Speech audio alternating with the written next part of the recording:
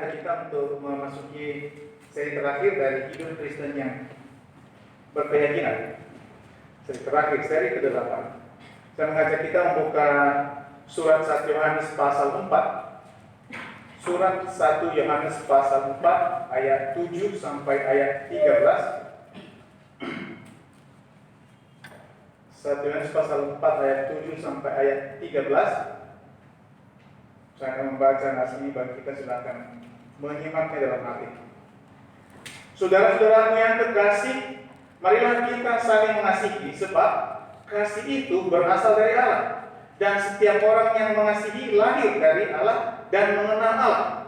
Barang siapa tidak mengasihi, ia tidak mengenal Allah, sebab Allah adalah kasih.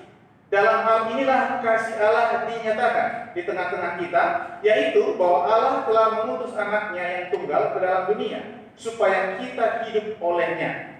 Inilah kasih itu, bukan kita yang telah mengasihi Allah, tetapi Allah yang telah mengasihi kita dan yang telah mengutus anaknya sebagai pendamaian bagi dosa-dosa kita.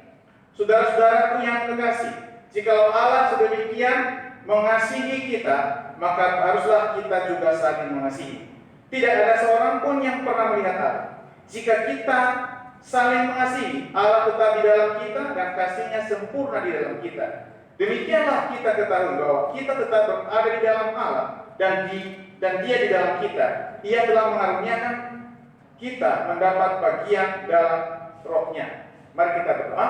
Bapa di surga, kami merenungkan firman-Mu, mohon pimpinan-Mu. Kami serahkan semua dalam pimpinan Roh Kudus kami yang ada di tempat ini malam ini. Kami serahkan saudara kami yang kurang sehat, Tuhan berkenan menjamah mereka, beri kekuatan dan penghiburan pada saat ini Tuhan. Mohon pimpinan Roh Kudus melalui perenungan firman-Mu, karuniakan kami hati yang terbuka, karuniakan Bapa juga keberanian serta kata-kata dalam pimpinan Roh Kudus agar Tuhan dimuliakan. Jemaat-Mu dibangunkan, iman kami ditambahkan Tuhan. Lindungi tempat ini, lindungi dari semuanya. Kami berdoa ampuni kami dalam nama Tuhan kami Yesus. Amin. Keyakinan dalam kasih Allah. Kalau saya dikatakan kemarin melalui, sekarang dalam kasih Allah. Dalam kasih Allah. Ya, penulis lagu ini, penulis surat ini, Rasul Yohanes oleh pimpinan Roh Kudus menuliskan bagi kita 3 pernyataan penting, yaitu pernyataan deklaratif mengenai sifat Allah. Ya, dalam suratnya termasuk dalam Injil Yohanes. 1 Yohanes pasal 1 ayat 5 dikatakan bahwa Allah adalah terang dan di dalam Dia sama sekali tidak ada kegelapan. Allah adalah terang bermakna kemahatauan dan juga bermakna kekudusan. Ya. Kemudian di dalam Yohanes pasal 4 ayat 24 dikatakan bahwa Allah adalah roh. Dan tuntutannya di sana, barang siapa menyembah Allah harus menyembah Allah dalam roh dan dalam kebenaran. Dan di sini di nas kita di ayat 8 pasal 4 dikatakan bahwa Allah adalah kasih. Nah, dari antara ketiga sifat ini, nampaknya Rasul Yohanes paling banyak membicarakan sifat kasih Allah. Ya, faktanya dalam peristiwa pembasuhan kaki murid-murid di pasal 13 Injil Yohanes, Yohanes sendiri menyebut dirinya sebagai murid yang dikasihi Tuhan, bersandar pada sisi Tuhan. Nah, itu ada dalam pujian kita. Ya, seperti itu. Itu di Yohanes pasal 13 ayat 23. Ketika Tuhan Yesus menyampaikan kepada mereka tentang apa yang akan terjadi kepadanya, terutama mengenai kematiannya di Yerusalem. Ketika kita merenungkan dan menyadari fakta bahwa Allah yang Maha Kudus mengasihi kita orang berdosa, seharusnya kita harus melimpah dengan syukur. Melimpah dengan syukur. Mengapa? Karena Allah itu Maha Kudus tanpa dosa sama sekali, lalu mengasihi kita orang yang berdosa ini. Betapa luar biasanya kasih Allah itu. Ya, kita tidak akan pernah menguraikan dosanya kasih Allah. Tidak bisa menguraikan kasih Allah. Ya, maka dalam pujian kita nomor 130 ya, kalau pujian kita yang baru ini ada, ya, kasih Allah amat besar. Kasih Allah amat besar dan tak dapat dilukiskan. Tidak dapat dilukiskan. Dan itu dituangkan oleh Rasul Paulus dalam surat Efesus pasal 3. Bahwa kasih Allah itu sangat tinggi, sangat dalam, sangat luas, dan sangat lebar. tidak dapat difahami dengan pengertian manusia, menjangkau yang tidak terjangkau, menyelamatkan tidak terselamatkan, melembutkan yang tidak mungkin dilembutkan. Ya, jadi kita melihat betapa besarnya kasih Allah. Kasih antara kita, kasih dalam keluarga kadang-kadang berubah dan gagal. Ibu kan? Ya, tidak sedikit kita mendengarkan anak berani melawan orang tuanya, orang tua juga sebaliknya, saudara juga berkhianat dan berlaku tidak setia kepada anggota keluarganya sendiri. Tetapi kasih Allah selalu dan tetap setia. Ya, sehingga kita dapat berpegang teguh dengan yakin pada kasih Allah dan pada janji-janjinya. Nah, malam ini saya mengajak kita untuk menemukan 3 hal berhubungan dengan keyakinan kita dalam kasih Allah. Yang pertama, kasih Allah diproklamirkan. Kasih Allah diproklamirkan di ayat 7 dan ayat 8. Saudara-saudaraku yang kekasih, marilah kita saling mengasihi. Sebab apa? Kasih itu berasal dari Allah.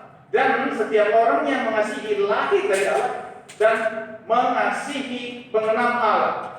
Jadi ayat 7 berkata bahwa kasih berasal dari Allah. Sementara ayat 8 mengatakan bahwa Allah adalah kasih. Ya, dalam hal inilah kasih Allah dinyatakan di tengah-tengah kita, yaitu bahwa Allah telah mengutus anaknya yang tunggal ke dalam dunia supaya kita hidup olehnya. Ayat 8 maksudnya, barang siapa tidak mengenal mengasihi, ia tidak mengenal Allah sebab Allah adalah kasih. Jadi Tuhan itu sifatnya penuh kasih. Ya, Tuhan itu sifatnya penuh kasih. Pertama tadi kita melihat Allah adalah terang. Karena itu ia tidak membiarkan dosa. Allah tidak membiarkan dosa karena Allah adalah terang, menerangi semua yang tersembunyi. Kadang orang mencoba menyembunyikan diri, menyembunyikan dosanya, berpikir bahwa tidak ada yang tahu. Betul, manusia tidak tahu semuanya tentang kita, tetapi Allah tahu. Dalam terangnya ia tahu.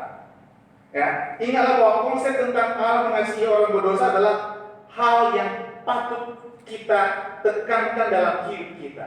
Karena kasih Allah itu bukan sesuatu yang doktrinal, tapi praktikal juga. Ya, praktikal dan sifatnya kekal. Sifatnya kekal. Karena Allah mengasihi kita, maka Allah tidak perlu ditakuti seperti musuh. Ingat, berhala-berhala bangsa-bangsa lain, berhala-berhala orang-orang yang menyembah selain daripada Allah yang benar, itu biasanya ditakuti. Betul ya? Ditakuti. Pokoknya jangan sentuh, nanti dia apa-apa yang kamu. Tetapi Allah kita tidak demikian. Allah kita adalah Allah yang maha kasih dan maha pengasih. Oke? Nah, jadi Allah adalah kasih diproklamirkan melalui firman-Nya. Diproklamirkan melalui firman-Nya. Dan juga Allah adalah kasih, sehingga anak-anak Allah pun yang takut akan Tuhan, yang percaya pada Tuhan, bercerita kasih. Kasih itu kalau kita lihat di Amsal pasal 27 ayat 5 itu apa? Teguran yang nyata-nyata lebih baik daripada kasih yang tersembunyi. Sering sekali dan kadang-kadang kasih harus dinyatakan dalam sifat yang agak keras, namun perlu dengan motivasi yang benar. Rasul Paulus mengajar Timotius di 2 Timotius pasal 4 ayat 2 katanya, tegurlah dan nasihatilah dengan segala pengajaran dan kesabaran. Jadi ada motivasinya adalah kasih. Kasih Allah diproklamirkan melalui sifat-sifat kita. Mengapa? Karena kita yang sudah percaya Tuhan Yesus Kristus adalah anak-anak Allah. Mengaku tidak mengaku, ketika kita lahir, seorang bayi lahir selalu dibanding-bandingkan dengan siapa? Ayah dan ibunya. Baru lahir saja. Oh, hidungnya dari bapaknya ya. Oh, telinganya ambil dari ibunya. Padahal telinga ibunya juga nggak diambil gitu. Tetap ada di telinga ibunya sendiri. Ya, tetapi sering sekali justru melihat sifatnya. Oh, ini setelah besar anaknya berjalan, anaknya bertingkah, loh ini tingkahnya kayak bapaknya. Jadi itu tidak boleh dihindari, tidak boleh dihindari. Nah, secara rohani kita dilahirkan dari Allah oleh Kuasa Roh Kudus melalui pemberitaan Injil. Maka sifat keilahian ada di dalam diri kita. Ada di dalam diri kita. Sifat Allah itu ada di dalam diri kita. Ketika kita menerima Yesus sebagai Tuhan dan Juru Selamat kita, kita dilahirkan kembali sehingga kita melahirkan sifat Kristus. Dan ini salah satu tujuan Allah supaya karakter kita semakin mirip dengan Kristus. Tadi bacaannya si Andi tadi.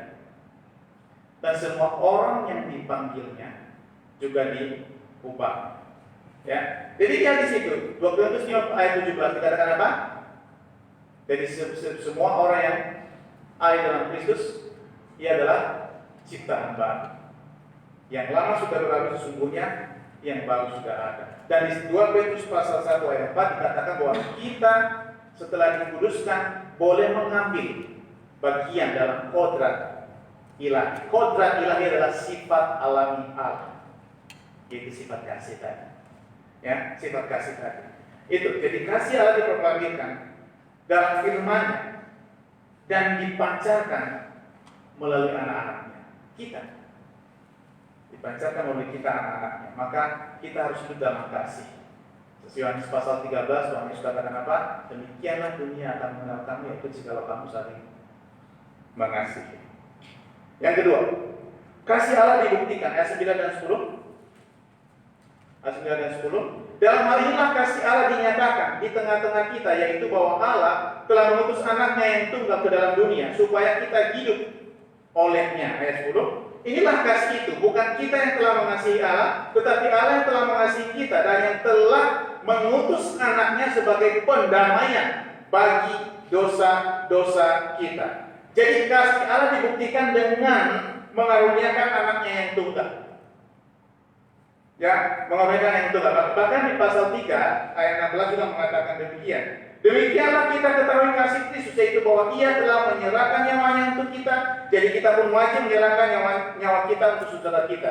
Jadi kasih Allah itu dinyatakan dengan mengutus Yesus Kristus. Yesus Kristus menyatakan kasihnya dengan mati bagi kita. Dan Roh Kudus menyatakan kasihnya dengan tinggal di dalam kita. Yang mau percaya. Tidak setiap percaya dalam pikiran, tapi percaya di dalam hati. Ingat, orang dapat memberi tanpa kasih.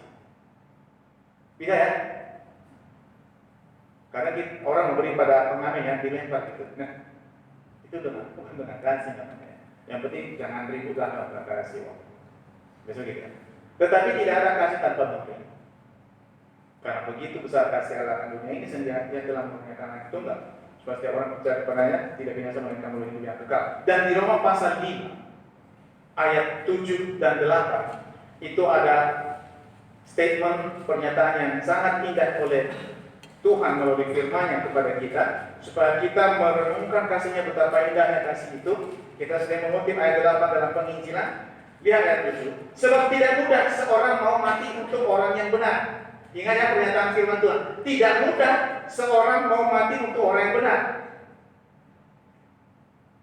Memang ada yang benar. Seperti ada tertulis, tidak ada yang benar sama Tuhan. Tetapi mungkin untuk orang yang baik, ada orang yang berani mati. Ini standar manusia. Manusia melihat kebaikan dari luar. Tidak kan? Pasti ada yang mati. Biasanya kalau ada sosok-sosok yang hebat, dermawan atau dermawati apa saja suka memberi, pasti kalau dia kena kesusahan orang akan berbondong-bondong untuk menolong dia. Tetapi lihat kemudian ayat 8, akan tetapi Allah menunjukkan kasih-Nya kepada kita oleh karena Kristus telah mati untuk kita. Kapan? Ketika kita masih berdosa. Jadi lihat, untuk orang benar ada yang mau mati, untuk orang yang baik ada yang mau mati, tapi saya mau mati untuk orang berdosa. Tidak ada. Kecuali Allah. Amin. Kecuali Allah. Maka Allah membuktikan kasih-Nya dengan kematian Tuhan Yesus Kristus di kayu salib. Yesus adalah Allah yang menjadi daging. Dia adalah Allah yang menjadi manusia. Yohanes 1:14. Ya, dan firman itu telah menjadi manusia dan Dia di antara kita, dan kita telah melihat kemuliaan yang dikaruniakan Bapa kepada. Itu yang terjadi kepada Tuhan Yesus Kristus. Itulah ketuhanan Tuhan Yesus Kristus. Itulah sebabnya sampai-sampai Tuhan Yesus Kristus menegur Filipus ketika di Yohanes pasal 14 ayat 1 sampai 9 dan selanjutnya itu, Tuhan Yesus Kristus menyampaikan kepada murid-muridnya tentang kepergiannya di pasal sebelumnya. Pasal 13 tadi kita bahas itu. Pasal 14 Dia menghibur mereka. Dan di ayat 8 Tuhan Yesus katakan apa? Kamu mengenal Dia, kamu mengenal Bapa. Filipus nanya, tunjukkanlah Bapa itu kepada kami. Maka Tuhan Yesus menjawab, sudah sekian lama aku bersama-sama dengan kau, Filipus. Kau masih katakan, tunjukkanlah Bapa itu kepada kami. Barang siapa yang telah melihat Anak, ia telah melihat Bapa. Amin. Barang siapa yang percaya kepada Anak, ia percaya kepada Bapa. Jadi seolah Tuhan Yesus berkata, imanmu kepadaku adalah iman kepada Allah. Itulah pernyataan keilahian Yesus Kristus. Jadi kalau orang bertanya, mengapa Tuhan Yesus tidak pernah berkata, akulah Tuhan, sembahlah aku, itu hanya orang yang mau berdebat dan tidak mau percaya. Itu cara iblis untuk meragukan orang-orang yang mau bertobat. Ya, kita harus dapat mempertahankan keilahian Yesus, membelanya, dan juga mempertahankan bahwa memang benar Tuhan Yesus Kristus adalah Allah. Dalam berbagai kesempatan, orang Farisi, ahli Taurat, dan orang Saduki selalu mencela. Karena berkali-kali Tuhan Yesus mengatakan kepada orang yang sakit, hai anakku, dosamu telah diampuni. Nah, begitu mereka memperdebatkan itu, saya katakan apa? Supaya kamu tahu bahwa di dunia ini anak manusia berkuasa, punya otoritas untuk mengampuni dosa. Maka sampai mereka katakan, siapa yang dapat mengampuni dosa selain daripada Allah? Berarti Yesus adalah Tuhan. Ya, Yesus adalah Tuhan. Yesus datang sebagai pendamaian. Oh, indah sekali. Tadi di ayat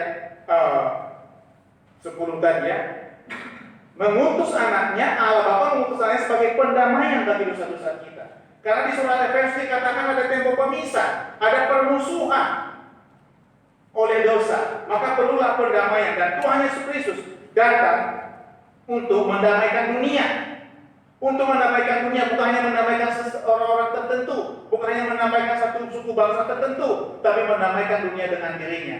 Kepada murid-muridnya, Yohanes Pembaptis berkata di pasal 1 ayat 29, lihat, anak domba Allah yang menghapus dosa berapa orang? Seluruh dunia, seisi dunia.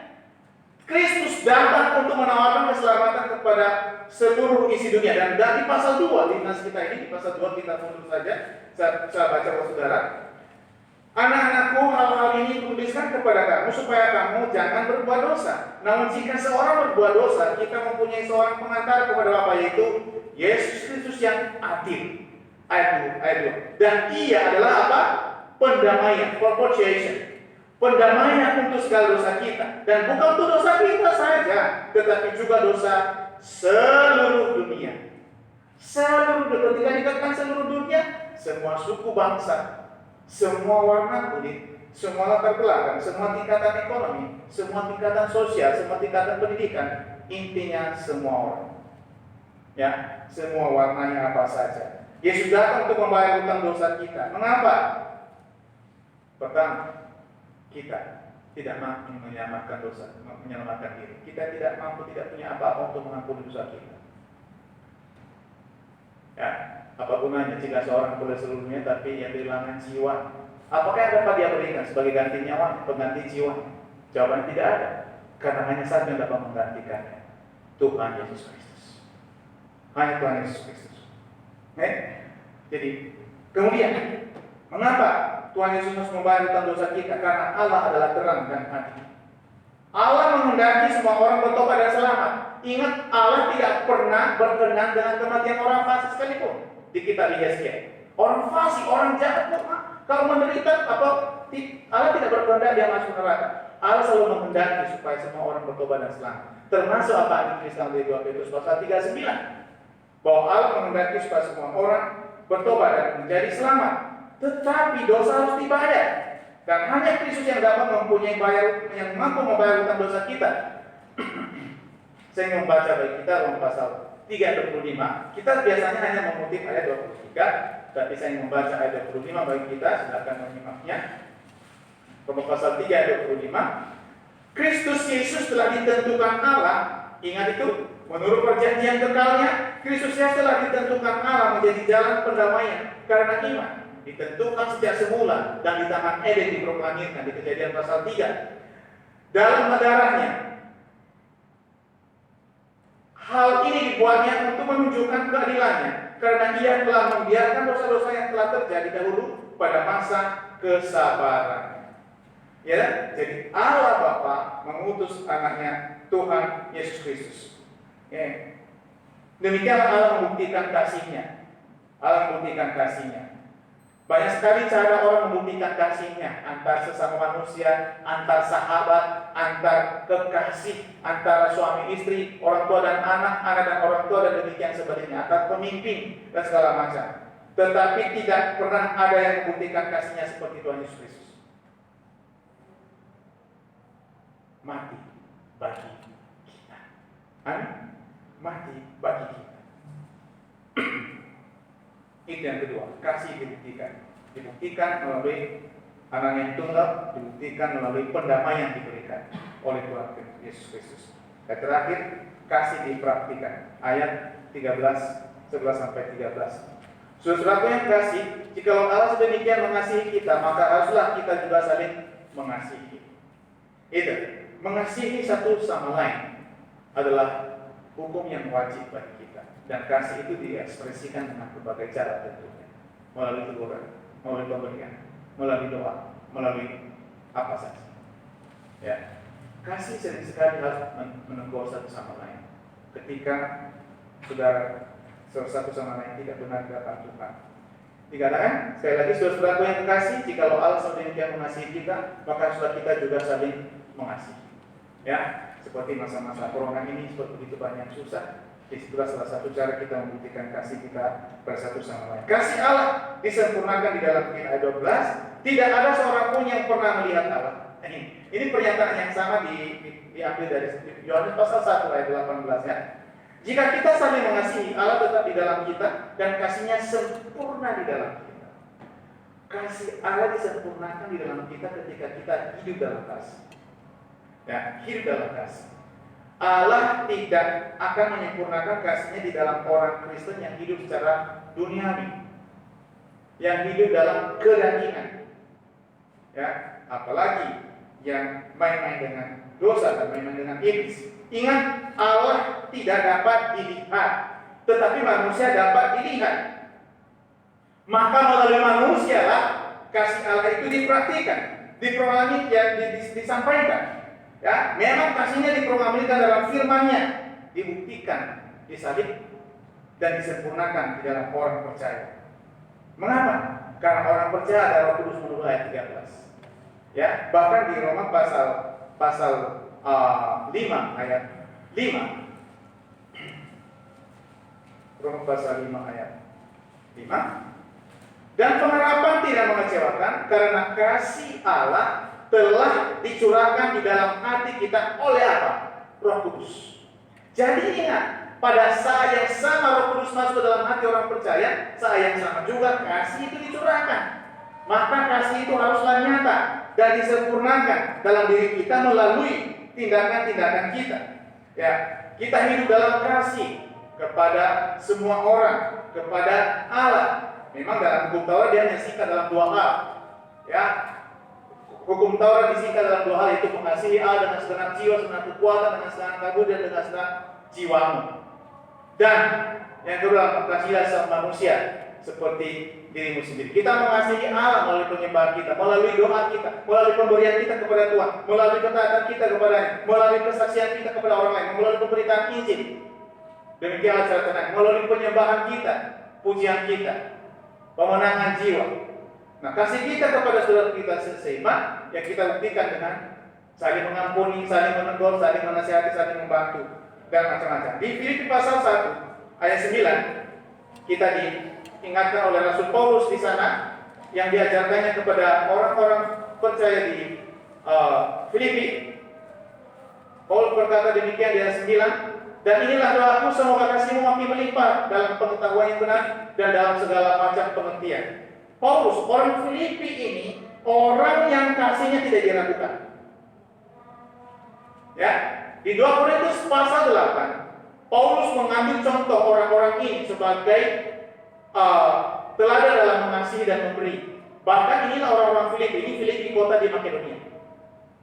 Kota di Makedonia, kota penting di Makedonia. Orang-orang inilah yang sangat miskin, tetapi orang-orang ini juga yang telah membuktikan kasihnya kepada Paulus. Namun pun demikian, Paulus berkata kepada mereka dan mendoakan mereka, semoga kasihmu makin melimpah. Artinya, kasih itu harus bertumbuh. Kasih terus bertumbuh. Telah dicurahkan iya, tapi harus terus bertumbuh.